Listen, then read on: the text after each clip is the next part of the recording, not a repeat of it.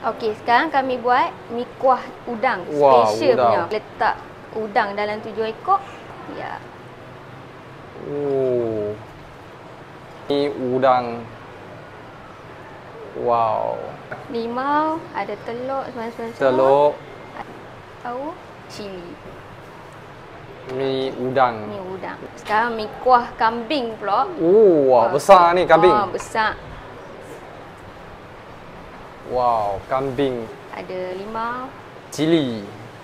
telur. Oh, sudah siap lah macam ni. Dah siap. Ini mi kuah tulang. Wow. Oh, Akan telur. letak telur. Yang ni mi kuah daging. Kat sini kita ada 4 jenis mi kuah. Yang ni RM7.9.